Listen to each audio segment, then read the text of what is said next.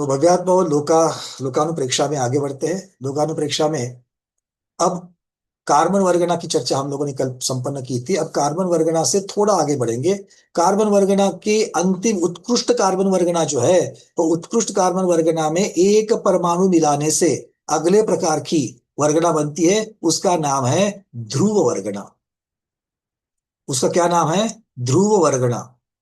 अब ये इसका अर्थ पहले समझ लो। ये वर्गना क्या है? जीव के द्वारा तो ग्रहण नहीं होती है, किंतु ये होती जरूर है। ये तीनों लोकों में होती जरूर है। ये बनती कैसे है? कार्बन वर्गना में जितने परमाणु की संख्या है, कार्बन वर्गना की उत्कृष्ट कार्बन वर्गना में जितने संख्या है, उससे एक संख्या में अधिक वाला जब पुद्गल का समूह होता है, परमाणुओं का समूह होता है, तब जाकर के उसे ध्रुव वर्गना कहते हैं। ठीक है? तब जाकर के उसे ध्रुव वर्गना कहते हैं। अब ये ध्रुव वर्गना अर्थ क्या होता है इसका? तो आचार्य भगवान कह रहे हैं कि अब तक जितनी भी वर्गना बनी, उस एक वर्गना से दूसरी वर्गना में क्या फर्क था? अब तक जितनी भी वर्गना बनी, कहां से? परमाणु वर्गना, अणुवर्गना से लेकर के जघन्य ध्रुव वर्गना तक, और फिर जघन्य ध्रुव वर्गना से उत्कृष्ट ध्रुव वर्गना तक। उत्कृष्ट ध्रुव वर्गना तक जितनी भी वर्गनाएं आती है, उनमें एक वर्गना से दूसरी वर्गना में क्या फर्क है? तो वो फर्क है एक परमाणु की संख्या का। अच्छी तरीके से समझ लेना। अगर उपयोग लगाओगे तो ही समझ में आएगा, नहीं तो नहीं समझेगा। थोड़ा सा क्रिटिकल चीज है ये। मतलब एक परमाणु वर्गना, उसके बाद दो वर्गनाओं की, दो परमाणु की वर्गना बनी, तीन परमाणु की वर्गना बनी, चार की बनी, 100 की बनी, 500 की बनी, 1000 की बनी, 1 लाख की बनी। ठीक है? इसका अर्थ क्या हो गया? अब तक जितनी भी वर्गनाएं बनी, तो एक वर्गना से दूसरी वर्गना में क्या फर्क था? एक परमाणु की संख्या का फर्क था। ठीक है? और ये एक परमाणु के संख्या के फर्क से लगातार वर्गना बनना, लगातार वर्गना बनना, निरंतरता से वर्गना बनना, इसे कहते हैं ध्रुव वर्गना, या फिर इसे कहते हैं ध्रुव निरंतर वर्गना। अर्थ क्या हो गया? यहां तक कि जितनी वर्गनाएं बनी हैं, वो एक एक परमाणु को मिलाते मिलाते मिलाते निरंतरता से बनी है। निरंतर, उसमें एक परमाणु का ही फर्क है। मतलब 99 परमाणु की जब स्कंद बनता है, अगला स्कंद 100 परमाणु का ही बंधेगा। 101 का बंधेगा, 101 के बाद 105 बंधा है, 102 3 4 वाला कोई बंध मिलता ही नहीं। ऐसा नहीं होगा। ठीक है? तो सारे जितने जितने जितने जितने बने, वो ध्रुव निरंतर ही बने। आचार्य भगवान कहते हैं कि इसको ध्रुव क्यों कहा? क्योंकि ये ध्रुव पद जो है, ये अंत्य दीपक है। क्या कह दिया? ये ध्रुव शब्द जो है, ये अंत्य दीपक है। मतलब क्या है? परमाणु वर्गना से आगे वाली संख्यात अनुवर्गना से लेकर उत्कृष्ट ध्रुव वर्गना तक जितनी भी वर्गनाएं बनी है, वो निरंतर एक एक परमाणु को जोड़ते जोड़ते जोड़ते बनी है। और ऐसा कब तक होगा? ऐसा कब तक होगा? तो ऐसा जब तक उत्कृष्ट ध्रुव वर्गना बन रही है, तब तक होगा। इसका मतलब क्या हो गया? उत्कृष्ट ध्रुव वर्गना के आगे ये नियम नहीं है कि जो वर्गना बनेगी, वो एक एक परमाणु को जोड़ जोड़ करके बनेगी। ये बात समझ में आ गई? इसीलिए इसको अंत्य दीपक कह दिया। ठीक है? बहुत सारी चीजें एक बार सुनने मात्र से समझ में नहीं आती है, क्योंकि सारे विषय हमारी बुद्धि ग्रहण कर पाए, ये जरूरी नहीं है। हर एक का अपना ज्ञानावरण कर्म का क्षयक्षम अलग अलग है। इसीलिए अगर समझ में नहीं आया है तो चार चार बार सुनेंगे, जिज्ञासा पूछेंगे, किंतु अपना पुरुषार्थ उसमें करेंगे कि समझने का प्रयास करेंगे। फिर भी नहीं आया तो भगवान को, भगवान आपने बहुत अगम्य कुछ तो ये चीज बताई है, मुझे ऐसी मेरी विशुद्धि हो कि मुझे ये कभी ना कभी तो समझ में आवे, ये मेरा श्रुत जो है, ये श्रुत ज्ञान का मेरा क्षयोक्षम होवे, ये हमें भावना भानी है। ठीक है? क्लियर है? जिनको समझ में आ रही है, उनका क्षयोक्षम अच्छा हो रहा है। और इसीलिए वो समझ में आ रही है। और पं, आशा क्षय होने के लिए विशुद्धि बहुत आवश्यक है। पंकज जी, हाँ चर्षि। ये ध्रुव संज्ञा जो 23 वर्गनों में से जो एक को दी है, हम्म। तो क्या ये वर्गनाएं कूटस्थ रूप में वैसे ही रहती, उसमें कोई परमाणुओं में आना जाना चयापचय वगैरह नहीं होता है क्या? या उसमें अन्य वर्गनाओं के साथ मिल करके उपयोगी नहीं बनते हैं क्या? बहुत बढ़िया। या हमेशा भी है वैसे ही यथावत रहते हैं? बहुत सुंदर प्रश्न भगवान। ये इसका वर्णन आगे आने वाला है। इसका अर्थ ये होता है कि क्या ये सारी वर्गना है, क्या इनका भेद होता है, क्या इनका संघात होता है। मतलब जैसे भी आचार्य भगवान ने कह दिया कि उत्कृष्ट कार्बन वर्गना का जो स्कंद था, उसमें एक परमाणु जुड़ने से हमारी ध्रुव वर्गना हो गई। तो ये क्या हो गया? ये संघात हो गया, संगठन हो गया, मिलाप हो गया, तो नई ऊपर वाली बन गई। क्या ऊपर वाली टूट करके, क्योंकि ऊपर वाली टूटेगी तो क्या होगा, उसके परमाणु कम होंगे, तो वो नीचे वाली बन जाएगी। तो क्या किसी में भेद होता है, किसी में संघात होता है, किसी में भेद संघात दोनों होता है। कौन कौन सी वाले में क्या क्या होता है, इसका एक चार्ट हम आगे चल करके देंगे। क्योंकि कुछ वर्गनाओं में भेद संघात और भेद संघात दोनों होता है, और किसी में ये चीजें नहीं होती है। तो इसके लिए हम लोग समझेंगे, आगे चार्ट आएगा उससे जरूर समझेंगे। तो इस प्रश्न के उत्तर को, हाँ बिल्कुल, ये टूटती भी है क्योंकि पुद्गल है, तो ये टूटती भी है, ये बनती भी है। इनमें पूरण भी होता है, इनमें गलन भी होता है। किंतु कौन कौन सी वर्गना का होता है, और कौन कौन सी वर्गना टूट कर कौन सी बन सकती है, जुड़कर कौन सी बन सकती है, इसका एक चार्ट आएगा, धवला जी की अपेक्षा से हम आपको दे देंगे। ठीक है, चलिए। जी। थोड़ा सा मैं अब ये ध्रुव वर्गना और इससे संबंधित सांतर निरंतर वर्गना को भी लूंगा, उसके बाद मैं आपके प्रश्नों को लूंगा आगे। तो सबको ध्रुव वर्गना समझ में आ गई? तो ध्रुव वर्गना के लिए आचार्य भगवान कहते हैं कि इन इन संख्याओं की निरंतर वर्गना पाई जाती है। मतलब कहीं ना कहीं तो तीन लोगों में इस संख्या वाले उद्गल स्कंद जरूर पाए जाते हैं। कहाँ तक के? उत्कृष्ट ध्रुव वर्गना में जितने परमाणु आते हैं, उस परमाणु की संख्या तक के। और चूंकि ये निरंतरता से बनते हैं, इसलिए ये निरंतरता उत्कृष्ट ध्रुव वर्गना तक बनती है, और इसीलिए इनको ध्रुव वर्गना नाम दिया है। ध्रुव वर्गना ये अंत्य दीपक है। यहां से आगे वाली जो वर्गना बनने वाली है, उत्कृष्ट ध्रुव वर्गना के ऊपर की जितनी वर्गना बनने वाली है, उनमें ये अपवाद पाया जाता है, उनमें निरंतरता नहीं पाई जाती है। इसलिए ध्रुव वर्गना यहां तक ही है। क्लियर है ये? थोड़ा आगे बढ़ेंगे। अब चूंकि यहां कह दिया, अब यहां पर हम लोग चार्ट देख लेते हैं।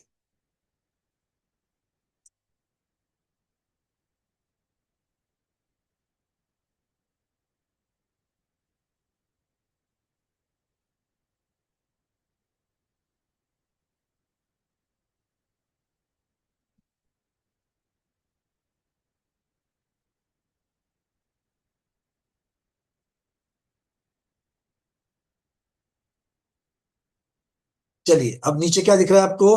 जघन्य ध्रुव वर्गना। जघन्य ध्रुव वर्गना कैसे बनेगी, कौन बताएगा? जघन्य ध्रुव वर्गना कैसे बनेगी? उसके नीचे वाली जो वर्गना की उत्कृष्ट थी, उसमें एक परमाणु डालने से मिल जाएगी, है ना? एक एक परमाणु से चलना है। तो इसके नीचे कौन सी वर्गना थी? कार्बन वर्गना थी। तो कार्बन वर्गना के ऊपर उत्कृष्ट कार्बन वर्गना में एक मिलाने से जघन्य ध्रुव वर्गना मिल जाएगी। और जघन्य ध्रुव वर्गना से उत्कृष्ट ध्रुव वर्गना कैसे बनेगी? तो जघन्य राशि को जीव राशि के अनंत गुणाकार करके उस राशि से गुणाकार कर देना।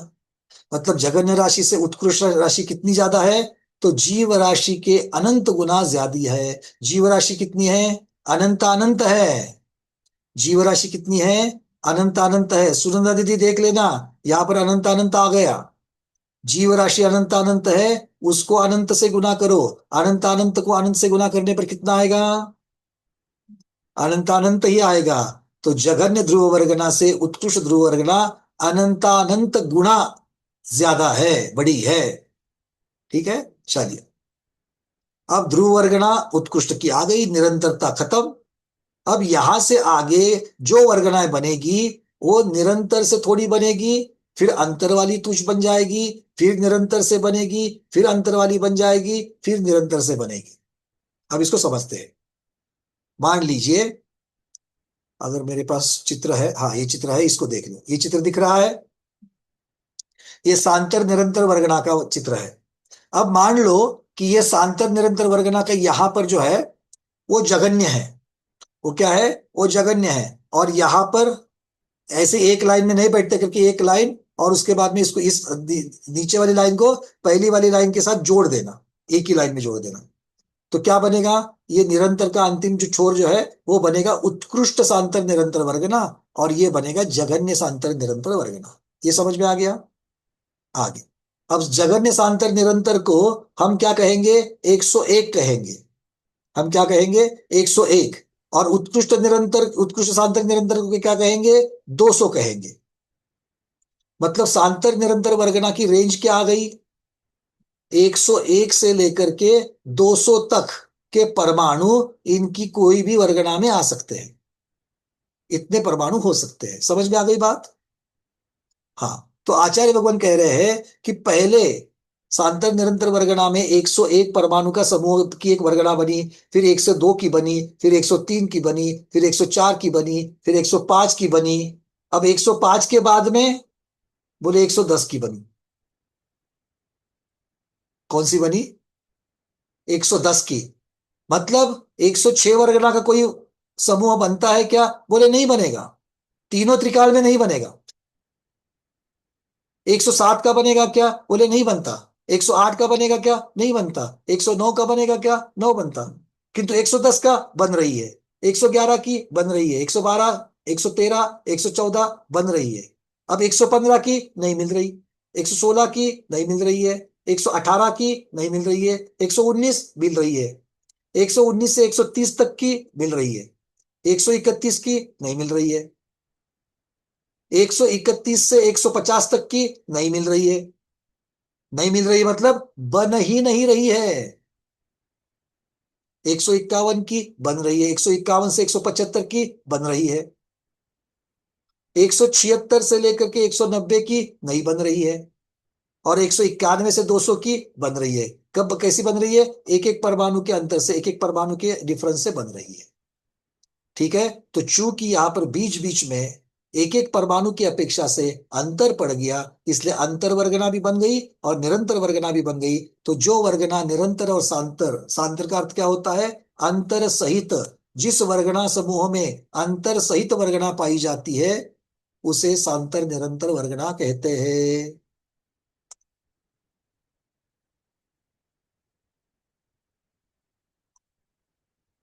थोड़ा बहुत समझा?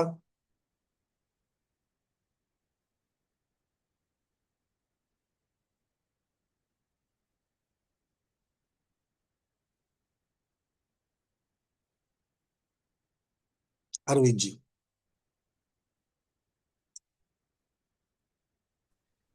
हाँ भैया जी। नमस्कार, वंदना भैया जी। मैं इसमें नहीं पूछ, मैं अपना जो ध्रुव वर्गना में है ना, तो जी। जो निरंतर एक एक परमाणु जो ऐड होता है वो कार्बन वर्गना से ये ध्रुव वर्गना तक ही होता है, मतलब कार्बन वर्गना से चालू होगा एक एक परमाणु ऐड करने का। नहीं नहीं, वो तो संख्या दानों से ही चालू हुआ है। नहीं, लेकिन इसमें जो लिखा है ना पीडीएफ में, कार्बन वर्गना के ऊपर जहां तक एक एक परमाणु अधिक वाला ऐसा लिखा है, इसलिए मेरे कंफ्यूजन था। इसका अर्थ क्या हो गया? कि ये जो कार ध्रुव वर्गना है, ध्रुव हाँ, वर्गना भी निरंतरता से आने वाली है। लेकिन कार्बन वर्गना के ऊपर जहां तक एक एक परमाणु होते हैं, तो मैं ऐसा समझ रहा हूँ कार्बन वर्गना जो है इसके ऊपर ये ध्रुव वर्गना तक एक एक परमाणु कांस्टेंट अगर मतलब ऐसा होता तो नीचे वाली वर्गना को सांतर निरंतर कहते क्या? निरंतर कहते क्या? सांतर निरंतर इन्होंने कहाँ रखा? नहीं, वो तो नीचे क्लेरिफिकेशन तो दिया है कि भी आगे नहीं होता, वो दिया है, लेकिन इसमें। अब यहाँ पर क्या लिखा है, कैसे अर्थ निकालना है आपको मैं बता दूं। ठीक है ये भैया। आदम की भाषा है। ओके उत्कृष्ट ओके। कार्बन वर्गना में एक अंक मिलाने पर जगन्य ध्रुव स्कंद वर्गना होती है। इसको ध्रुव हम्म वर्गना कहो, ध्रुव स्कंद कहो, ध्रुव निरंतर कहो, सभी नाम यही है, हम्म पर्यायवाची है। आगे हम्म। क्या कह दिया? अनंतर एक एक अधिक के क्रम से, मतलब अनंतर मतलब किससे? जघन्य ध्रुव से। जघन्य ध्रुव से क्या होगा? एक एक अधिक के क्रम से सब जीवों के अनंत गुने स्थान जाकर ध्रुव स्कंद वर्गना संबंधी उत्कृष्ट वर्गना होती है। मतलब जो नियम अब तक लग रहा था वही नियम यहां भी लग रहा है। कार्बन वर्गना की जगन्य से कार्बन वर्गना की उत्कृष्ट तक कैसे बनी? अरविंद जी, वो भी तो एक एक परमाणु बनते बनते बनी। अरविंद जी, आपका आवाज आ रहा है क्या? नहीं, शायद कुछ गड़बड़ है वहां पर। सब लोगों को समझ में आ रहा है ना ये? संख्यात अनुवर्गना भी मैंने एक दो तीन से जोड़ते जोड़ते जोड़ते आपको बना करके दिखाया।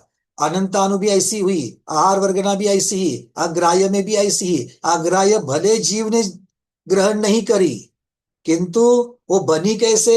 वो एक एक परमाणु जुड़ जुड़ करके ही बनी गई सभी। कहाँ तक बनी? तो ध्रुव वर्गना के अंत तक बनी। अब ध्रुव वर्गना कैसे बनी? तो ध्रुव वर्गना कैसे बनी ये बताने के लिए वहां पर लिखा है, उत्कृष्ट कार्बन वर्गना में एक मिलाने से जगन्य ध्रुव वर्गना बनी। अब जगन्य ध्रुव वर्गना बन गई, अनंतर इसके बाद में एक एक परमाणु मिलाने से और आगे जाएंगे।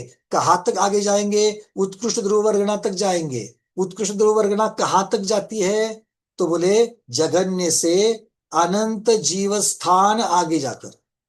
मतलब जितने जीवों की संख्या है उस जीव की संख्या को अनंत से गुना करो। जो अनंत अनंत आएगा उतने अनंत अनंत आगे जाकर के उत्कृष्ट ध्रुव वर्गना बनेगी। ये इसका अर्थ होता है। तो पीडीएफ में भी यही लिखा है। सिर्फ पीडीएफ में इसके अनंतर शब्द जो लगा है उसका अर्थ कैसे लगाना है, पहली की पीडीएफ पढ़नी पड़ेगी, तब जाकर के इसका अर्थ लगेगा। क्योंकि हर एक वर्गना में वही चीज बताते बताते नहीं जाएंगे। अब नीचे देखो इसके, ध्रुव स्कंद द्रव्य वर्गना के ऊपर सांतर निरंतर वर्गना है। जो वर्गना अंतर के साथ निरंतर जाती है उसको सांतर निरंतर द्रव्य वर्गना कहते हैं। सांतर के साथ निरंतर चलती है मतलब क्या है? कुछ लगातार चलेगी, कुछ की गैप पड़ेगी, फिर लगातार चलेगी, फिर गैप पड़ेगी, ये उसका अर्थ है। और चूंकि यहां पर उत्कृष्ट ध्रुव के बाद गैप पड़ना चालू हो जाता है, इसीलिए ये निरंतर वाली बात कहां से कहां तक चलेगी? संख्यात अनुवर्गना से लेकर के उत्कृष्ट ध्रुव वर्गना तक चलेगी। और चूंकि ध्रुव वर्गना ये अंतिम प्रकार की इस प्रकार की वर्गना है, इसीलिए इसको अंत्य दीपक कहा है। अंत्य दीपक शब्द से ही ये क्लियर हो गया, इसके पीछे की सारी जितनी भी थी वो सभी निरंतर एक एक परमाणु से ही बनी हुई है। ठीक है, अंत्य दीपक शब्द इसीलिए यहां पर इस्तेमाल हुआ है। चलिए, और प्रश्न किसी का आ रहा है? उसके पहले मुनिश्री के दर्शन कर लेते हैं। भगवान विराजमान हो चुके हैं। प्रज्ञा श्रवण मुनिश्री अमित सागर जी गुरुदेव की जय। नमोस्तु नमोस्तु नमोस्तु भगवान। आशीर्वाद भैया, आशीर्वाद, आपको आशीर्वाद। भगवान सब कुशल मंगल। बहुत आनंद मालूम। चल, आज हमारे यहाँ 3 मुनिराज आए हैं। नमोस्तु कह देना भगवान, हम सबका नमोस्तु उनके श्री चरणों में बारंबार नमोस्तु सभी स्वाध्याय का। चलिए, प्रमोद जी आपका प्रश्न। आप ने कहा ना कि जैसे ध्रुव जो है अंत दीपक है, तो क्या पिछली वालों को भी ध्रुव कहा जा सकता है निरंतरता होने की वजह से? जी जी जी कहा जा बिल्कुल। सकता है। उसकी ध्रुवता बनती, उनको ध्रुव नहीं कहेंगे क्योंकि ध्रुव एक ही जगह पर लगाएंगे। जैसे अविरत शब्द सम्यक दृष्टि के चौथे गुणस्थान में अविरतता क्या है? ये अंत्य दीपक है। तो अविरत मिथ्या दृष्टि, अविरत शास्त्रार्थ सम्यक दृष्टि बोलने की जरूरत नहीं है। तो अंत्य दीपक कहने से अविरतता अपने आप बन जाती है, इसलिए वो स्वयं बन जाती है, मतलब स्वयं बन कहने जाती की। है, इसीलिए तो उसको अंत्य दीपक कह दिया। ठीक। ठीक है, चलिए सुरेंद्र दीदी।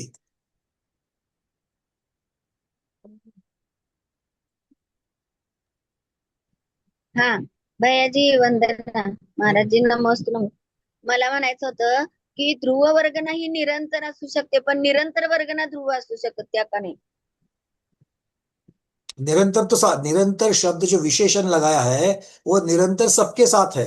संख्यात अनुवर्गना भी निरंतर है, असंख्यातानु भी वर्गना निरंतर है, अनंतानुवर्गना भी निरंतर है, आहार वर्गना भी निरंतर है। उसके बाद अग्राह्य पहली वर्गना वो भी निरंतर है। उसके बाद तेजस वर्गना वो भी निरंतर है। फिर अग्राह्य दो वो भी निरंतर है। फिर भाषा वो भी वर्ग निरंतर है, फिर अग्राह्य 3 वो भी निरंतर है। इस प्रकार से कार्बन वर्गना, मनोवर्गना वो भी निरंतर, अग्राह्य 4 वो भी निरंतर, कार्बन वर्गना वो भी निरंतर, और कार्बन वर्गना के बाद में आने वाली ध्रुव वर्गना वो भी निरंतर। तो ये ध्रुवता जो है, ये ध्रुवता कहाँ तक, निरंतरता कहाँ तक जाएगी, तो उत्कृष्ट ध्रुव वर्गना तक जाएगी। हा, उत्कृष्ट ध्रुव वर्ग. मला ठीक काय है। म्हणायचं, जसं ध्रुवबंध सांतर निरंतर म्हणतो त्याच्यात बदल असतो, तसं इथं नाही.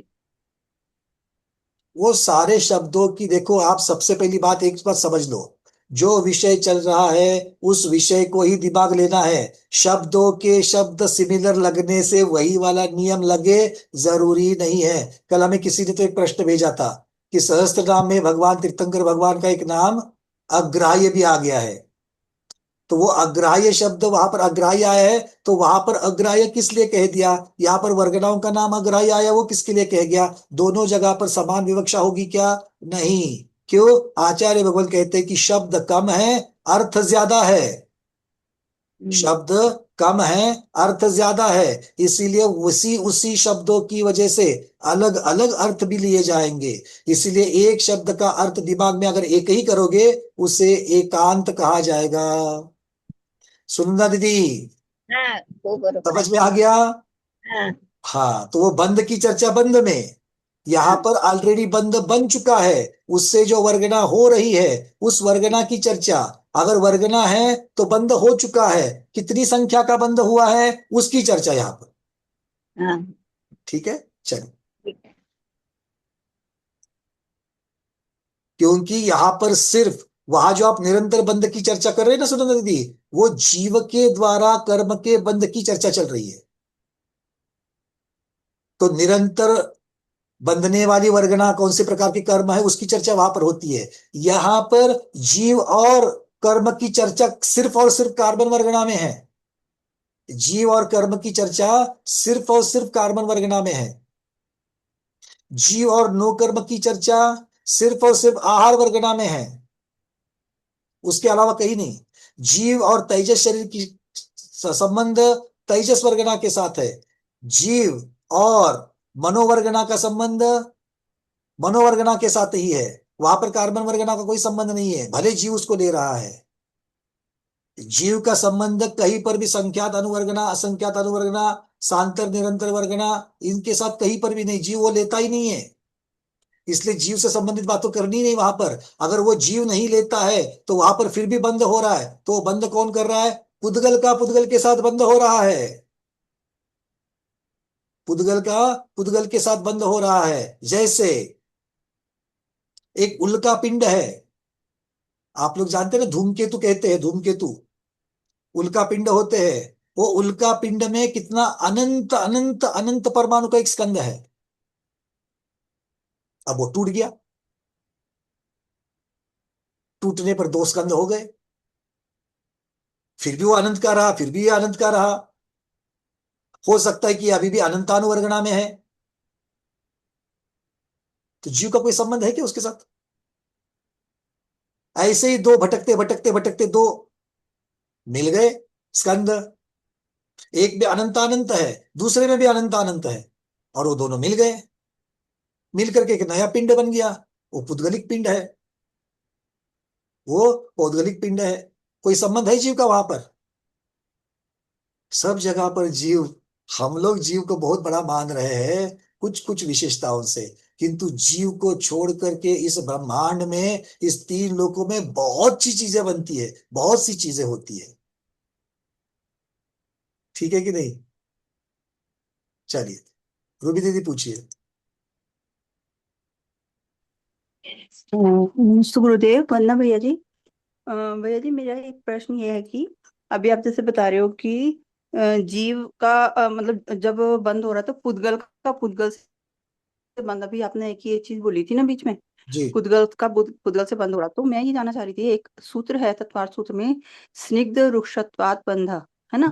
तो उस हिसाब से ये कि भाई स्निग्ध का रुक्ष से ही बंद होगा, जी मतलब दोनों में एक की क्वालिटी अलग होनी चाहिए, एक की अलग अलग होनी चाहिए। जी। अब पुद्गल में तो अगर हम पुद्गल का पुद्गल से कहते हैं तो इसमें तो दोनों में ही मतलब सेम क्वालिटीज आ जाएंगी। मतलब ठीक है, ऊपर नीचे हो सकता है, अनुपात हो सकता है, लेकिन क्वालिटीज तो वही वाली हैं, सेम वाली हैं कि भाई हाँ, अब इसको, अब इसका सबसे पहली शक्ल बात वर्ण यह है, वाली। इस सूत्र का सही अर्थ लगाना। स्निग्ध और रुक्ष इन गुणों की वजह से बंध होता है।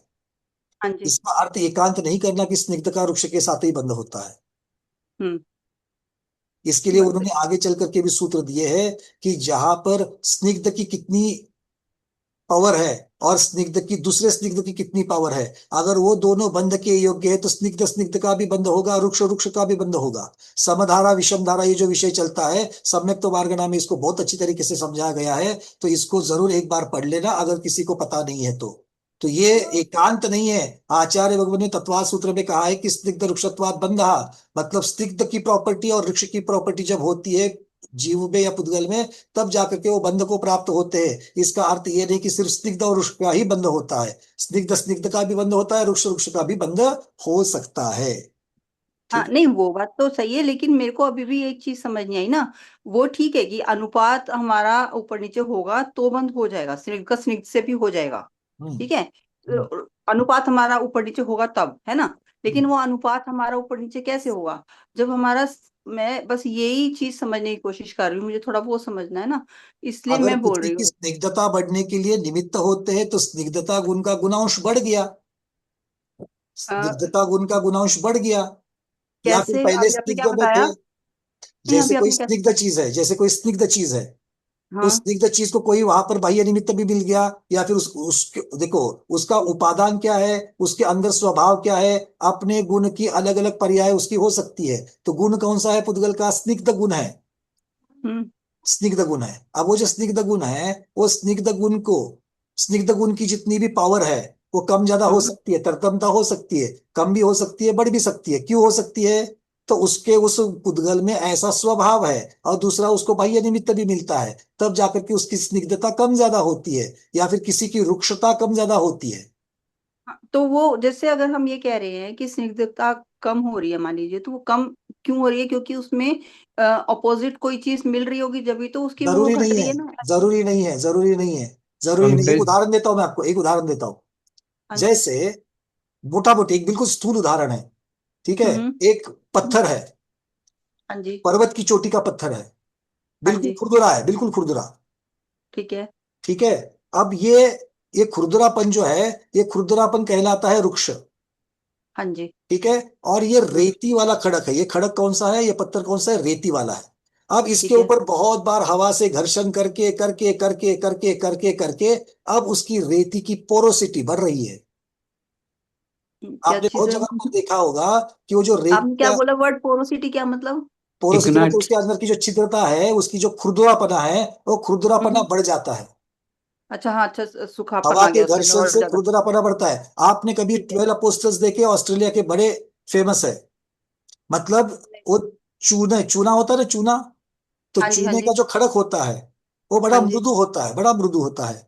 तो हम्म। इसके बहुत सारे पर्वत, या ऐसा कह दीजिए कि टीले कहाँ पर है? ऑस्ट्रेलिया का एक उदाहरण दे रहा हूं मैं आपको। ऑस्ट्रेलिया में आप जब मेलबर्न से लेकर के एडिलेड की तरफ जाते हैं, तो आप हम्म। वो जो समुंदर की पूरी, समुद्र की जो सी शोर है, वहां पर इस प्रकार के टीले हैं, और उनको हमेशा समुद्र का पानी आकर के उसके साथ में टकराते रहता है, टकराते रहता है, टकराते रहता है। अब ये हम्म। टकराने की वजह से क्या हो गया, वहां पर वो जो पत्थर है, उस पत्थर का घर्षण हो के वो पत्थर वहां से निकल गया। अच्छा। पत्थर निकल करके उसके वो टीले के अंदर एक सुरंग बन जाती है, और सुरंग बन करके वो सुरंग दूसरी साइड में निकल जाती है। तो होता क्या है, जैसे ये पहले टीला था और टीले के अंदर से जा जा करके यहाँ पर ये पूरी की पूरी ओपन सुरंग बन गई। इसको कहते हैं हम्म, ऑपुस्टन्स। ऐसे 12 है। अच्छा। अब 12 में से हमने तो पहले 1999 में 12 देखे थे, और अभी हम्म 2018-19 में जब गए थे, 20 वर्ष के बाद में, तब उस 12 में से 8 ही बचे हैं। बाकी के तो पूरे झर के पूरे समुद्र में मिल गए। मतलब इस प्रकार से घर्षण होता है। दूसरा, हम्म वहां पर अब ये जो सुरंग है, वो ऊपर से पानी झिर झिर उसका जो है वो अब पानी नीचे नीचे नीचे आ रहा है, क्योंकि बारिश आती है, तो बारिश से ठीक अंदर क्या हो, परकोलेट होता है पानी। अब वो पानी जब उसके अंदर वाली सतह से जब पानी नीचे आता है तो पानी वहां के चूने को साथ लेकर के नीचे आता है। हाँ जी, ठीक है। और वहां का जो वहां पर एक गुफाएं होती है तो उसका ठंड होती है बहुत, वहां का टेम्परेचर कम होता है। तो वो जो नीचे आया हुआ जो बूंद है ना, और वो बूंद के साथ में जो चूना है, वो बूंद वाला चूना वहीं पर फ्रीज हो जाता है। ऐसे अमेरिका में हाँ भी जी, अगर आप हमारे देहरादून में भी है। हाँ अगर कोई, हाँ अपने यहाँ भी होते हैं, मैंने यहाँ की नहीं हमारे देखी, जो यहाँ पे मैंने अभी देखी देहरादून उसके में भी उदाहरण चूना दे रहा हूँ बहुत है मैं। पानी में। हाँ हाँ जी। तो क्या होता है कि उसके नीचे नीचे नीचे एक के ऊपर एक के ऊपर एक लेयर परत चढ़ते चढ़ते चढ़ते एक आकार बन जाता है जैसे वहां पर। हाँ जी। हाँ जी। तो अब ये जो सारी चीजें हुई, ये सारे बंद हुए कि नहीं बंद हुए? एक परत के ऊपर दूसरी परत चढ़ना, दूसरी पर तीसरी चढ़ना, तीसरी पर चौथी चढ़ना, ये परत हुई, ये परत चढ़ना, ये बंद हुआ कि नहीं हुआ? ये बंद तो हुआ, सुनो, लेकिन पूरा अब पूरा सुनो, पूरा सुनो, पूरा सुनो, मैं आपको यही बता रहा हूं हम्म, कि जो उसका गुणांश जो है वो बदलते जाता है। अब आप पहले वाले उदाहरण की तरफ आइए, जहां पर उसका खुरदरापन था, हवा के घर्षण से खुरदरापन बन गया। अब खुरदरापन ही क्या कहलाता है? रुक्षता कहलाता है। तो पहले रुक्षता की जो डिग्री पावर थी और अब के रुक्षता की जो डिग्री है वो बदल गई कि नहीं बदल गई? पहले हाँ जितनी जी। चिकनाई थी, रुक्षता कम हम्म थी मतलब चिकनाई थी, तो उसके ऊपर हम्म धूल जमती नहीं थी। खड़ा वाला पत्थर था, धूल टकरा करके हम्म नीचे गिरती थी, तो धूल का उसके साथ में कोई बंध नहीं होता था। अब खुरदरापन बढ़ गया, अब धूल आकर के उसके साथ चिपक रही है। अब बोलो, धूल भी वृक्ष है और पत्थर भी वृक्ष है, वृक्ष का वृक्ष के साथ बंध हुआ कि नहीं हुआ? हुआ। पहले नहीं हो रहा था क्योंकि दोनों की डिग्री समान थी। अब जो पत्थर था, उस पत्थरता की वृक्षता बदल गई, वृक्ष का गुण का गुणांश बदल गया, जाकर के बंद हो गया। हम्म हम अपनी आंखों से जो देख सकते हो ऐसे ऐसे उदाहरण हमारे सामने मिल रहे हैं। हम्म तो हम्म खुरदरापन किसी चीज का बढ़ना, किसी पुद्गल का खुरदरापन बनना बढ़ना, ये उसकी रुक्षता में बदलाव है, उसकी खुद। और आप उल्टा ले लो, जो पहले बहुत हम्म खुरदरा रहता है, पहले बहुत खुरदरा रहता है, उसको हर रोज घिसके घिसके घिसके घिसके उसका खुरदरापन कम हो गया, उसकी चिकनाई बढ़ रही है। जैसे हम्म नई नई बनी हुई ग्रेनाइट की प्रतिमा देख लो, नई नई हम्म ग्रेनाइट की बनी हुई प्रतिमा देख लो, उसको हर रोज अभिषेक होकर के परिमार्जन करके कपड़ा से पोंछ के ऊपर का जो है ना, बिल्कुल कलर भी थोड़ा सा चेंज होता है, चिकनाई बिल्कुल चमचमाता हो जाता है वो। ये कैसे हो हम्म गया? तो उसी पत्थर के, जो अब वो पत्थर में स्वयं स्वभाव है अपना गुण बदलने का, और गुण बदलने का मतलब गुण की पर्याय बदलने का। रुक्षता स्निग्धता में नहीं बदलेगी, स्निग्धता रुक्षता में नहीं बदलेगी, उसकी डिग्री कम ज्यादा होगी, उसकी लेकिन पावर ये जी, कम होगी। जैसे हम अभी हमने यही पहले ग्रेनाइट ये वाला ही समझ हम में ले आया कि लिया है। अभी तक की बातें समझ में हाँ आई हाँ क्या? जी बिल्कुल, हाँ जी बिल्कुल समझ आई। जी है अभी ना? आएंगे, तो हाँ। जैसे जैसे अभी हम ये बोल रहे हैं कि ग्रेनाइट में मतलब चमक आ जाती है ना? हम्म इसके उसमें अंतर आ जाता है, रुक्षता या जो भी इसकी मतलब जो दिखाई दे रहा है, जो चमक है उसमें अंतर आ जाता है ना? तो हम्म। ये आता तो तब है ना, क्योंकि हमने जैसे मान लीजिए हम अभिषेक कर रहे हैं तो जल का इस पे हमारा बाह्य निमित्त, टच हो रहा है। बाह्य निमित्त है। और हुआ क्यों? अकेले बाह्य निमित्त से होता तो सब जगह होता। तो उस पत्थर में इस प्रकार की स्निग्धता बढ़ाने की क्षमता भी है, उसका स्वभाव भी है। तो हाँ ये जी, तो वो उसकी चीज स्वयं की शक्ति और बाह्य निमित्त, हम उसको घिस रहे हैं हर रोज। हाँ, तो वो पकड़ रहा है वो चीज, मतलब जो चीज उसमें कम है उस चीज को वो तो पकड़ रहा है, कार्य ग्रास्प क्यों कर हुआ? रहा है वो। कार्य क्यों हुआ? उसका स्वयं का स्वभाव और बाह्य निमित्त, ये दोनों की वजह से कार्य हुआ। हाँ जी, और हम इसको मतलब इस तरह से समझ सकते हैं कि जैसे अगर जैसे हम अभिषेक कर रहे हैं तो पत्थर में जल की, जैसे मतलब जो जल के जो गुण हैं वहां जहां जहां कमी है वहां वहां वो ग्रास्प कर रहा है, तो वो उस वजह से उसमें मतलब वो वाले उसके जल वाले जो गुण हैं वो उसमें थोड़े से आ रहे हैं, तो वो इसलिए उसकी चमक बढ़ रही है उस तरह से। ऐसे हम जल वाले गुण कुछ, नहीं कह सकते उसमें, क्योंकि जल भी नहीं जल पुद्गल वाले की गुण नहीं, पर्याय है। कुछ थोड़ी चीजें, जल हाँ हाँ भी कुछ पुद्गल चीजें। की पर्याय है। हाँ, वो जल हाँ को जी हाँ जी, एब्सॉर्ब कर सकता है पत्थर, एब्सॉर्ब कर जल सकता को है। एब्सॉर्ब कर सकता है। अगर जब हम्म पत्थर में अगर वो वाली क्षमता है जल को हम्म, एब्सॉर्ब करने का, जैसे स्पंज एब्सॉर्ब करता है, तो हाँ जी पत्थर हाँ भी जी। कर सकता है। किंतु पत्थर जल को एब्सॉर्ब करने के बाद भी पृथ्वी पृथ्वी रहती है, पत्थर पत्थर ही रहता है, जल जल ही हम्म, रहता है। हाँ जी, वो क्योंकि हाँ। एक एक बादर बादर है, दूसरा बादर है। हाँ जी, यही मैं समझने की कोशिश कर रही थी कि क्योंकि दो का आ तो रहा है ना, उसमें गुण आ तो रहा है, वो चाहे ठीक है बाह्य निमित्त से आ रहा है पर आ रहा है, दो गुण हैं, तब जाके उसमें चेंज होएगा, उसमें जो उसके इसीलिए गुणों में। हाँ, बंद ऊपर होने नीचे के होता है ना वो। पश्चात, इसीलिए बंद हम्म। होने के लिए जो आवश्यकता है वो आवश्यकता स्निग्ध रुक्ष गुण, और उस गुण में अपने आप बदलाव भी हो सकते हैं क्योंकि बदलने का स्वभाव पुद्गल का है। वो बदलने पर जब हम्म। उसको योग्य हो जाएगा बंध के, तो बंध भी हो जाएगा। और उसके हाँ जी, हाँ पश्चात दो अलग अलग, एक एक साथ जैसे बंध दिखेंगे, तेल और पानी भी एक साथ मिल जाता है, उसका भी बंध दिखता है, किंतु पानी हाँ। तेल नहीं बनता, तेल पानी नहीं बनता। हाँ, वैसे नहीं मिलते, लेकिन अगर हमको खूब ज्यादा मैश करते रहेंगे तब हो जाता है वो। तब फिर भी उसमें कुछ आपको हद लगता तक, है, फिर भी कुछ हद आपको तक लगता है कि वो एक एक हो गया, आपको लगता है कि एक हो गया। वो तो एक ये एक क्योंकि एक्सटेंड तक दोनों होता है बस। पुद्गल है, दोनों पुद्गल है, बहुत अंतिम तक अगर लेके जाएंगे तो हो सकता है कि दोनों पुद्गल है अपनी खुद के ओरिजिनल पर्याय को छोड़ करके उन गुणों को प्राप्त हो जाएंगे, तो हो जाएगा। हाँ जी, हाँ जी। ठीक है, ठीक है। हाँ चलिए। जी, वरना भैया जी। तो मुख्यता से स्निग्धता और रुक्षता ऑपोजिट है तो भी बंध होता है, स्निग्ध स्निग्ध के साथ, रुक्ष रुक्ष के साथ भी हो सकता है। आज जिनमें बंध नहीं हो रहा है कल उनमें बंध हो सकता है, आज जिनमें बंध है वो कल छूट भी सकते हैं। क्यों? उनके अंदर ऐसी बंधने की और छूटने की क्षमता है, उनका स्वभाव है। इसी को पूरन गलन कहा है, और बाह्य निमित्त भी कारण का काम करता है। ठीक है, चलिए। बाह्य निमित्त में कौन आएगा? काल बाह्य द्रव्य। निमित्त में जीव भी आ सकता है, उद्गल भी आ सकता है, और काल द्रव्य तो होगा ही होगा। जैसे उष्णता आदि है, ठंड आदि है, इससे ठंडी से भी ऐसी ठंड होती है कि पत्थर चटक जाते हैं, तो उसके लिए कौन है? वो भी पुद्गल है। कोई एक आदमी हथौड़ा लेकर के लगा चला रहा है, तो वहां पर जीव का भी उसमें संबंध आ जाएगा, और काल तो है ही है। तो इस प्रकार से ये कह सकते हैं। हाँ भगवान, आप कुछ कह रहे थे। मैं यही कहा, यहाँ जो सूत्रकार ने न जगन्य गुणानाम गुण समय सदृशानाम और द्विधिकादि गुणानाम तो बंदे को परिणाम कुछ, ये जो अर्शनीय दृक्षित्वाद बंध ऐसे जो पांच सूत्र दिया है ना, इसके द्वारा ये सारे विषय का समाधान हो सकता है। जी, इन पर अपना या विषय इसलिए। गुणांश और परमाणु, कुछ लोग इस चक्कर में पड़ते, परमाणु परमाणु का बंध नहीं होता है, क्योंकि परमाणु भी एक प्रदेश है और वो परमाणु भी एक प्रदेश है, जबकि न जगन्य गुणाना भी यह कहा जा रहा है।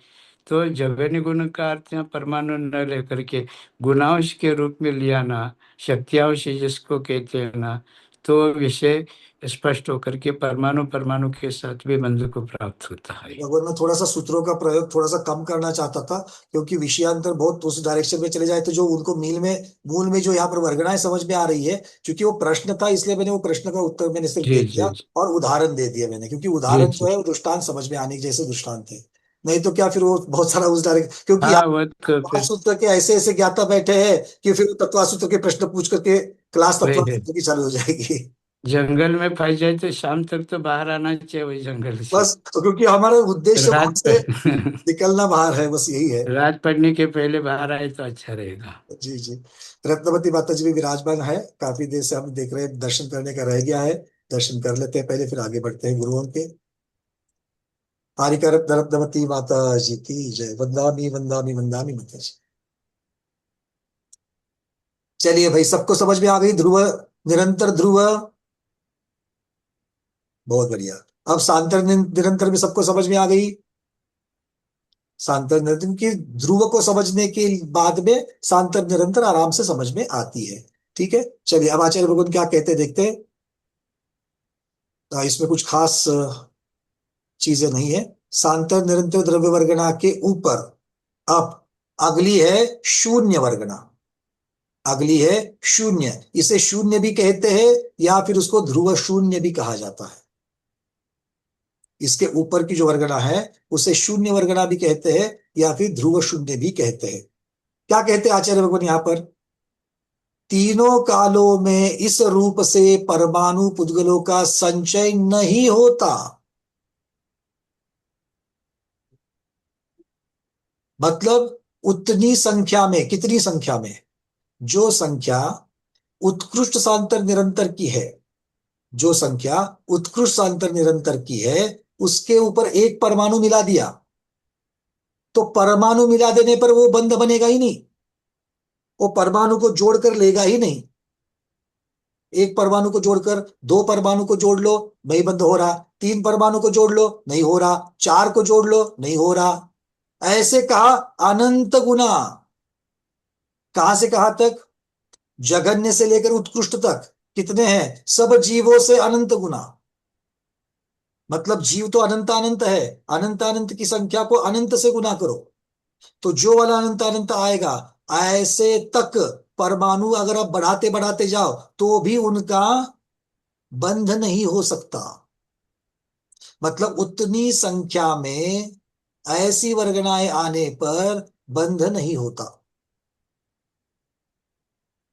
अब यहां पर स्निग्ध गुण हो, रुक्ष गुण हो, कुछ भी हो, किंतु उतनी मात्रा में आने पर, वहां पर उतनी संख्या में आने पर बंध नहीं होता। समझ में आ गया? तीनों कालों में नहीं होगा। तो अगर आप जघन्य ध्रुव शून्य को अगर 2 मानोगे और उत्कृष्ट ध्रुव शून्य को 100 मानोगे, तो इसका मतलब क्या हो गया? 2 परमाणु का बंध नहीं होगा, 3 परमाणु का बंध नहीं होगा, 4 परमाणु का बंध नहीं होगा, 5 परमाणु का बंध नहीं होगा, 6 परमाणु का बंध नहीं होगा, ऐसे 100 परमाणु का भी एकत्र आकर के बंध नहीं होगा। दृष्टांत समझना, अंक सदृष्टि समझ लेना। समझ में आ गई बात? तो ऐसी ये वर्गना, तो फिर इनको आपने उद्गल की 23 वर्गना में क्यों रखा? उद्गल की 23 वर्गना में क्यों रखा? क्योंकि ये बीच में गैप बन जाती है। क्योंकि इसके बाद वाले जो समूह हैं, शून्य वर्गना के बाद वाले जो समूह है, शून्य वर्गना के बाद कौन सी आएगी? शून्य वर्गना के बाद प्रत्येक शरीर वर्गना आएगी। वो वाले तो बंद होते हैं, वो वाले बंद देखे जा सकते हैं, नीचे सांतर निरंतर वाले देखे जा सकते हैं, किंतु बीच वाले बंद तीनों कालों में नहीं होते, इसलिए गैप बन जाती है और उसी गैप को यहां पर शून्य कह दिया। शून्य का अर्थ क्या होता है? वर्गना का अभाव, बंध का अभाव। उतनी संख्या में अगर परमाणु इकट्ठे हो जाए तो उनका बंध नहीं होता, इसलिए उनको ध्रुव शून्य या शून्य वर्गना कहते हैं। समझ में आ गई बात? क्लियर है? चलिए, तो आज हम इतना ही रखेंगे, क्योंकि इसके आगे वाला प्रकरण प्रत्येक शरीर वर्गना का फ्रेश माइंड से आपको लेना पड़ेगा, क्योंकि वो मोस्ट कॉम्प्लिकेटेड है। प्रत्येक शरीर वर्गना को समझना मोस्ट कॉम्प्लिकेटेड है बाकी की वर्गनाओं की अपेक्षा। ठीक है, इसलिए आज नया वाला नहीं आपके सर पर और परत नहीं चलाएंगे। ठीक है, अगली वाली क्लास में रखेंगे, आज इतना ही रखते हैं। और अगर आपके प्रश्न होंगे तो ले लेंगे, बोलिए। अरविंद जी, आपका तभी का चर्चा आधी रह गई। मेरा वंदना भैया जी, मेरा लाइट चला गया था इसलिए थोड़ा अच्छा, लगा ही हमें। एनीवे एनीवे मैं सुन लूंगा बाद में। मैं ठीक, सुन लूंगा, ठीक ठीक है है। भैया। वो सिर्फ आपको समझना है कि वो जो पीडीएफ में लिखा है, पीडीएफ में एक एक वर्गना के बारे में लिखा है, पीछे वाली वर्गना के संदर्भ से सारी चीजें नहीं है, तो ठीक है इसीलिए ठीक उस प्रकार से आपको है, हो एग्री सकता एग्री। तो भैया जी, ये ध्रुव शून्य ये शून्य वर्गना और ध्रुव शून्य, इसमें मतलब डेफिनेशन तो सेम है बराबर ना? है। इनकी शून्यता में ध्रुवता है। Okay okay okay. इनकी शून्यता में ध्रुवता, ध्रुवता मतलब नित्यता है, इसीलिए इनको ध्रुव शून्य भी ध्रुव कहा शून्य का। जाता है या शून्य कहा जाता है। और दूसरा ये कि शांतर निरंतर जो वर्गना है और बीच में शून्य वर्गना आ गई बराबर, हम्म, और इसके बाद में जो प्रत्येक शरीर की आएगी, जी। तो मतलब जो क्वांटिटी जो है शांतर निरंतर वर्गना में जो उत्कृष्ट की है, तो शून्य वर्गना में इसमें मतलब ऐड करेंगे तो बंद नहीं होगा, तो मतलब इसके क्वांटिटी में ऐड कोई फर्क मतलब नहीं आप पड़ता? ऐड करने के लिए जाओगे तो भी बंद नहीं होगा, क्योंकि संख्या की मतलब अपेक्षा से तो आपको ऐड करना ही पड़ेगा। हाँ ऐड करेंगे, लेकिन जो शांतर निरंतर की उत्कृष्ट जो है वही मतलब रहेगी, प्रत्येक में जगन्य रहेगी, ऐसा हुआ? नहीं, जगन्य ध्रुव शून्य की जगन्य बनेगी ही नहीं कभी, क्योंकि उत्कृष्ट वाली बन गया, उत्कृष्ट का तो बंद हो गया, उत्कृष्ट किसका? शांतर निरंतर का बंद हो गया। अभी आप क्या हम्म। करोगे? एक परमाणु डालेंगे, पर परमाणु हम्म। डालने पर बंद होगा ही नहीं, तो बंद हाँ नहीं तो होगा तो बंद कैसे कहेंगे? वहां पर बंद है ही नहीं है। मतलब जगन्य ध्रुव वर्ग का, जगन्य ध्रुव शून्य का कभी बंद बनता ही नहीं है, उत्कृष्ट तक कभी बनता ही नहीं है। हाँ तो वही बोलता हूँ मैं, शांति का वर्गना का जो उत्कृष्ट पार्ट है हम्म, वही प्रत्येक क्या जगन्य होगा, मतलब क्वांटिटी के हिसाब से समझेंगे तो नहीं ऐसा नहीं समझ। नहीं, संख्या की अपेक्षा बीच वाले संख्या ऐड करनी पड़ेगी ना आपको। लेकिन यहाँ क्योंकि बंद बंद सुनो होगा ही नहीं देखो, तो। सुनो सुनो सुनो, सांतर निरंतरता का जो उत्कृष्ट है 100 समझ लो। समझ गया हाँ। ठीक है, अब 101 से लेकर के 200 जो है उसके बंध नहीं बनेंगे, ठीक है। किंतु 201 का बनना चालू हो जाएगा। हाँ। तो 201 कौन है? जगन्य प्रत्येक शरीर वर्गना है। तो वो 201 है, ये 100 पर ही खत्म हो गई थी। ओके ओके संख्या की अपेक्षा बीच में संख्या तो है, ओके ओके संख्या ओके संख्या बीच वाली संख्या का लोप नहीं हुआ, संख्या का अभाव नहीं हुआ, संख्या तो है किंतु उसका बंध नहीं बनेगा, बंद नहीं बंध का हुआ। अभाव है। ओके, अच्छा क्लियर हो गया, थैंक यू। क्लियर, बढ़िया। Thank you. अलका दीदी। एक प्रश्न मुझको मुझे पूछना है। हाँ दीदी पूछिए, माता जी पूछिए, अलका दीदी उसके बाद। ये स्निग्ध रुक्ष गुण है जो जो जीव के राग द्वेष को लेके हुए है, क्या क्या दीदी चीज का? माता जी फिर से बोलिए, जो आपकी आवाज कट रही स्निग्ध है। रुक्ष गुण के बारे में बताए थे, जी, स्निग्ध वृक्ष स्निग्ध रुक्ष गुण के बारे में भी बता रहे थे। जी, तो वह राग द्वेष को लेके क्या चीज लेके, जीव के साथ में क्या, जीव जीव के के साथ में कैसे? जीव का जो राग द्वेष है उसी को स्निग्ध वृक्ष कह दिया। अब देखो, स्निग्ध और वृक्ष जो है वो स्पर्श गुण कहलाती है, और स्पर्श गुण जो है वो मुख्यतः से पुद्गल में होती है। तो उसे उपचार से, विवक्षा से संसारी जीव में लगाया जाता है। तो संसारी जीव में वैसे तो जीव अमूर्तिक है, रूप रस गंध वर्ण स्पर्श आदि उसके गुण है ही नहीं है, तो फिर वो कैसे कर्म के साथ बंधता है? वो कर्म के साथ में एक क्षेत्रावगाह तो बनता है, किंतु वो पुद्गलमय नहीं होता है। तो पुद्गलमय नहीं होता, फिर भी उसको बंध कह दिया। तो बंध कहने के लिए जीव के पास कौन सी स्निग्धता रुक्षता है? तो आचार्य भगवान कहते हैं कि राग द्वेष के आने से, राग द्वेष के परिणाम होने से जीव में वो स्निग्धता रुक्षता आती है, जिसके लिए वो बंध का कारण है। तो ये उपचार कथन है, ये विवक्षा कथन है। इसीलिए पंकज जी, हाँ महाराज। परसों क्या कल आपने 3 प्रकार के बंध का संबंध का वर्णन किया था। एक अजीव का अजीव के साथ बंध, जी एक जीव का अजीव के साथ बंध, और तीसरा जीव का भावों के साथ, वैभाविक भावों के साथ संबंध। तो जीव के परिणाम से कर्म वर्गणाएं जीव के साथ बंध को प्राप्त होती है। ये अजीव और जीव का बंध हो गया। परमाणु परमाणु में जो स्निग्धता रुक्षता है, जो परस्पर में बंध को प्राप्त होती है, उससे जीव का कोई संबंध नहीं। जो अभी 23 प्रकार की वर्गणा की जो आप चर्चा कर रहे थे ना, ये सारा अजीव बंध के अंतर्गत आने वाला विषय है। जी जी और जीव के जो रागद्वेष भाव है, वो रागद्वेष भाव होता क्यों है? क्योंकि द्रव्य कर्म का जब उदय आता है, तब जीव तद अनुरूप परिणमन करके रागद्वेष करता है। तो उसमें ये कर्म पौद्गलिक होने के कारण उसको निमित्त पा करके जीव रागद्वेष भाव को प्राप्त करता है। इसलिए इस स्निग्ध रागद्वेष को यहाँ पर जैविक बंध कहा गया। और इन दोनों का परस्पर में जो बंध होता है, जीव और पुद्गल का, ये यौगिक बंध भी कह सकते हैं इसको, जिसको आप द्रव्य आश्रय, द्रव्य बंध इस प्रकार संज्ञा दिए है। जी माता जी, एक और उदाहरण अगर हम आपको दे देंगे। अभी हमारे घर में हमारी माँ भी है। हमारी माँ और हम बचपन से, हम एक से अभी तक हम एक साथ रहते हैं। तो ये हमारा जो बंध है, ये बंध एक प्रकार का बंध, इस प्रकार को समझ लेना, ये हमारा पारिवारिक बंध है। अब कुछ कारणों से, भक्ति से मैं आपके चरण सानिध्य में आ रहा हूं 4 दिन के लिए। तो 4 दिन के लिए वो भी तो एक बंध हो रहा है। आप जगत पूज्य माता जी है, हम माता जी के चरणों में भक्ति से वहां पर पहुंच गए, तो माता जी और माता जी के शिष्य, इस प्रकार का एक बंध तैयार हुआ, संबंध। किंतु वो जो संबंध तैयार हो गया है वहां पर, ना मैं वहां पर श्रवक श्रवण साधु बन रहा हूं, और ना ही आप वहां पर गृहस्थ बन रही हो। आप स्थिति खत्म हो जाएगी तो आप वापस अपने विहार में, वापस हम अपने घर में। तो किंतु वो थोड़े समय के लिए वो भी तो बंध कहलाया, वो भी तो संबंध कहलाया। तो ये इस प्रकार का संबंध जीव और पुद्गल का होता है, जीव और कर्म का होता है, जीव और नो कर्म का होता है। वो आते तो है एक साथ उनको कारण मिलने पर, और वो कारण क्या है वहां पर? वो कारण जैसे आचार्य भगवान ने कह दिया, वो राग द्वेष जो भाव है, विकार पर्याय है, वो विकार भाव वहां पर कारण है। यहां पर कारण क्या है? श्रावक और श्रमण, इनका इकट्ठा आने का, तो भक्ति। तो इस प्रकार से हम इसको समझ सकते हैं कि एक टेम्पररी बंध है और एक बहुत संबंध, क्योंकि एक सजातीय है, एक विजातीय है, ऐसा भी आप कह सकते हो। पुद्गल का पुद्गल के साथ हो रहा है तो सजातीय बंध है, और पुद्गल का जीव के साथ हो रहा है तो विजातीय है। तो विजातीय बंध होने के लिए भी तो कुछ स्निग्धता रुक्षता की जरूरत है, जैसे यहां पर भक्ति है। किंतु वो एक जीव जीव रूप ही रहेगा, पुद्गल पुद्गल रूप ही रहेगा, किंतु वो थोड़े समय के लिए बंध को प्राप्त हो रहे हैं। माता जी क्लियर है? आपने अपनी बुद्धि से कुछ लगा दिया गणित। एक और पूछती हूँ। नहीं, तो बट ये बात इसमें जो क्लियर, राग, आपको ये बात क्लियर हो गई क्या कि जीव को स्निग्ध रुक्ष क्यों है, जीव जीव को हाँ बंध क्यों? ये हाँ हाँ, ये ठीक। तो समझ आए।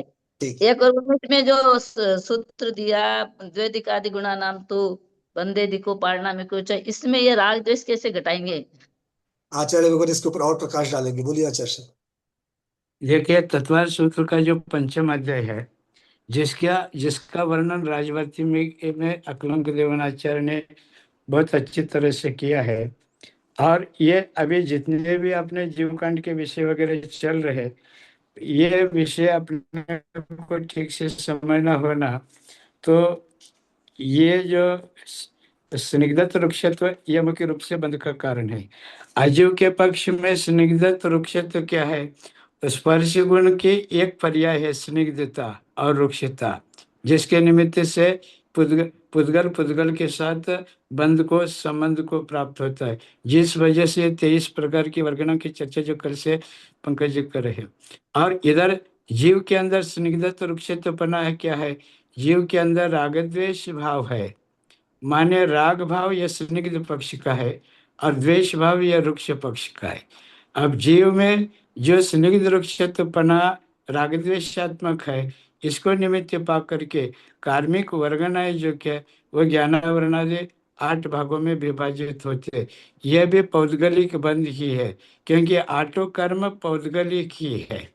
लेकिन जीव के परिणाम को निमित्त पा करके ये ज्ञानावरणादि 8 भागों में विभाजित होने के कारण, जल और दूध जैसे सम्मिश्रित होने के कारण वह एक जैसा समझ में आता है, और उसको जब अपन प्राशन करते तो एक जैसा ही प्राशन करते। इसी प्रकार कर्म के उदय में जीव राग द्वेष भाव करता है, और कर्म का जैसा राग द्वेष भाव होता है वैसे जीव तद्रूप परिणमन करता है ज्ञानावरण आदि 8 भागों में। माने परस्पर में निमित्त नैमित्तिक संबंध है। लेकिन न जगन्य गुणानाम जो सूत्र आया, ये जगन्य गुणानाम ये शब्द बहुत, ये सूत्र बहुत महत्वपूर्ण है। बहुत सारे लोग यहाँ पर भ्रांति में, परमाणु परमाणु का बंध नहीं होता है क्योंकि वह एक प्रदेशी है, ऐसा इसका अर्थ नहीं है। वह शक्ति अंश की अपेक्षा बात है। एक शक्ति अंश माने जगन्य शक्ति अंश होना, तो वह संबंध को प्राप्त नहीं होगा, क्योंकि उसके अंदर दूसरों को ग्रहण करने योग्य वहां पर कैपेसिटी नहीं है। जैसे भगवान वीतरागी होने के कारण भगवान की भक्ति कोई कितना भी करे, कितना भी राग करे, अति राग करे, अनुराग करे, लेकिन भगवान के अंदर यह राग भाव उत्पन्न नहीं होगा, क्योंकि वहां पर राग उत्पन्न करने का जो शक्तियांश है ना, वह भगवान के अंदर नहीं है। इसी प्रकार 10वें गुण स्थान में सूक्ष्म लोभ है। सूक्ष्म लोभ रहते हुए वह सूक्ष्म लोभ इतना सूक्ष्म, इतना महीन है कि वह कर्म जो क्या है आकर के बंध को प्राप्त नहीं होंगे, उसको वेलकम करने वाला कोई नहीं है। जैसे कहते हैं, बड़े लोग बड़े लोगों के साथ ये संबंध करते हैं, बड़े लोग बड़े लोगों को अपने ब्याह शादियों में आमंत्रित करते हैं, छोटे लोगों को नहीं। और छोटे लोग भी बड़े लोगों के साथ दोस्ती करना नहीं चाहते, क्योंकि वह उनकी बराबरी नहीं कर सकते। इसलिए होना क्या चाहिए, लगभग जो कि समानता, थोड़ा सा अंतर रहता है। बेटा बेटी की जब शादी करने लगते तब भी अपने समकक्ष देखते, उसमें भी थोड़ा सा कम बेसीपना हो तो ही संबंध हो सकता है। बिल्कुल इक्वल होना तब भी नहीं हो सकता, बराबरी का होना तब भी नहीं हो सकता, उसमें थोड़ा ना थोड़ा कुछ तो। इसलिए न जगन्य गुणा नाम गुण साम्य सदृश नाम कहा। समान गुण में और जगन्य गुण में संबंध नहीं होता। द्विधिक आदि गुणा नाम तो 2 गुण ज्यादा होना चाहिए, लेकिन यह प्रदेश की अपेक्षा न समझ करके शक्तियांश माने गुणांश की अपेक्षा समझना चाहिए। और ये महिला जो भोजन बनाती है ना, ये महिला अच्छी तरह से समझती है। जब आटा गूंथती है ना, तो उसमें पानी कितना डालना, ठंडे पानी डाले तो उसका क्या परिणाम होगा, गर्म पानी डाले तो उसका क्या कितने अनुपात में पानी डालना चाहिए, ये सारी चीजें जो समझते हैं ना। जैसे बूंदी का लड्डू बनाना हो, जलेबी बूंदी का लड्डू बनाना हो, तो शक्कर का जो पाक है, जो चाशनी आप लोग कहते हैं, वो कितना होना चाहिए, गाढ़ा कितना पतला होना चाहिए, वो बूंदी के दाने उसको ठीक से चपक सकते कि ये सारा विज्ञान है। यहाँ पर जो क्या है, ये साइंस काम करता है। बंद प्रक्रिया यहाँ पर किचन रूम में जितनी बंद प्रक्रिया चलती है ना, उतना और कहीं नहीं चलेगा। पंकज जी। इसके बहुत बढ़िया, इसके संबंधित बस मैं एक चार्ट दिखाना चाहता हूँ, इतना सुंदर विवेचन भगवान ने कर दिया। अब यहाँ पर एक सिर्फ एक बहुत चार्ट दिखाना चाहता हूँ माता जी मैं, ताकि इस विषय को सदृश और विसदृश बंध जिसे कहा गया है उसका एक चार्ट मैं आप लोगों को दिखा दूं।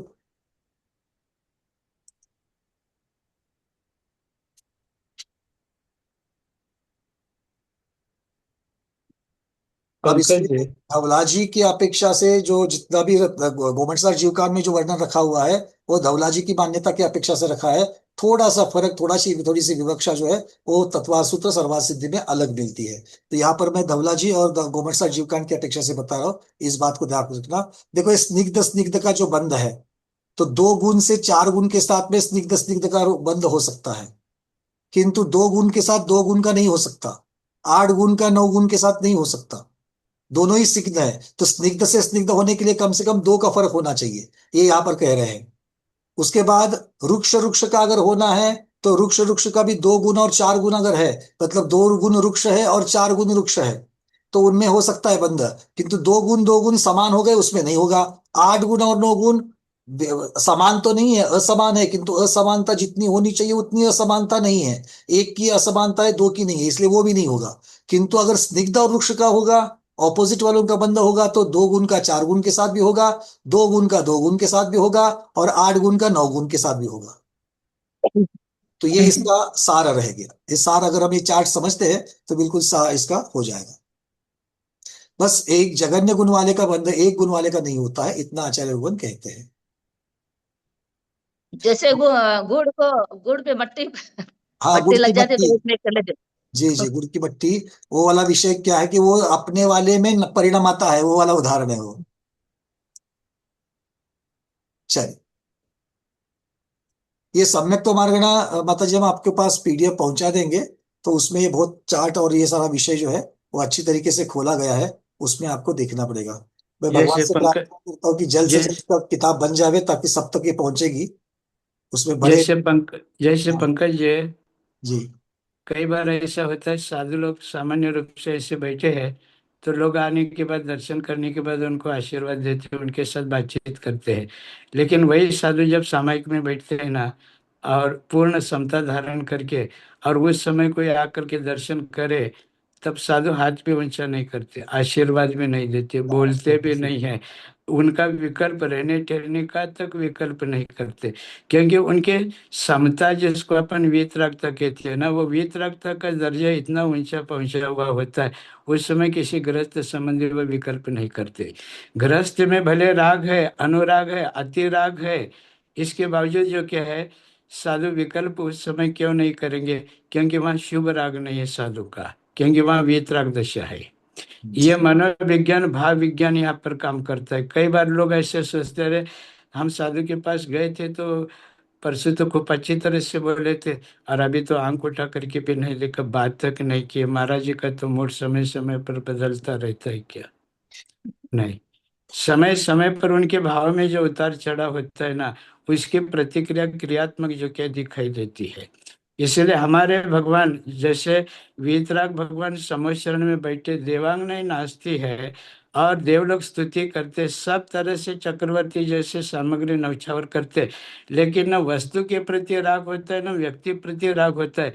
कारण इतना ही है, वह वीतरागता की उस पराकाष्ठा तक पहुंच चुके हैं कि वहां पर भक्त के प्रति उनका थोड़ा सा भी, किंचित मात्र भी राग उत्पन्न नहीं होता है, क्योंकि पूर्ण रूप से वीतरागी हो चुके हैं। जी और धर्म के प्रति, देवशास्त्र गुरु के प्रति पूर्ण रूप से द्वेष भाव अथवा उदास भाव, वितृष्णा भाव जैसे मिथ्या दृष्टियों का होता है ना, तो ऐसे लोगों में देवशास्त्र गुरु और धर्म के प्रति थोड़ा सा भी, यत किंचित भी राग भाव उत्पन्न नहीं होता।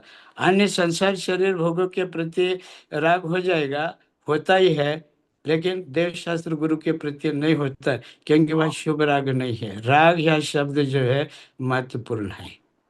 वह संसार के प्रति राग है, धर्म के प्रति विराग है, बहुत बढ़िया। ये है। इसलिए वात्सल्य भी राग पूर्वक होता है साधुओं का, साधुओं के प्रति, गृहस्थ का भी साधुओं के प्रति होता है। कुछ लोग साधुओं की खूब सेवा करते हैं क्योंकि राग भाव अनुराग गुणानुराग ज्यादा है। कुछ लोग हाथ जोड़े, बात खत्म, कर्तव्य बोध कुछ नहीं, जवाबदारी कुछ नहीं है, वहां भी राग भाव है। लेकिन राग में जो प्रगाढ़ता और कर्तव्य बोध है ना, वहाँ कर्तव्य बोध नहीं है। यह पूरा भाव विज्ञान कार्य करता है। जी ये जो आप पुद्गलों में सुनिग्धत रूप से तो भेटा रहना 23 प्रकार की वर्गनाओं में, हम यह मानस शास्त्र के आधार पर, भाव विज्ञान के आधार पर इन चीजों को भी अपन समझ सकते हैं। जी, बहुत बढ़िया। इसी इतने सुंदर विवचन के साथ में आज के स्वाध्याय को हम गुरुओं के श्री चरण में बारंबार नमोस्तु वंदना इच्छा करते हुए यही पर समापन करते हैं। जैनम जयतु शासनम, जैनम जयतु शासनम, जैनम जयतु शासनम।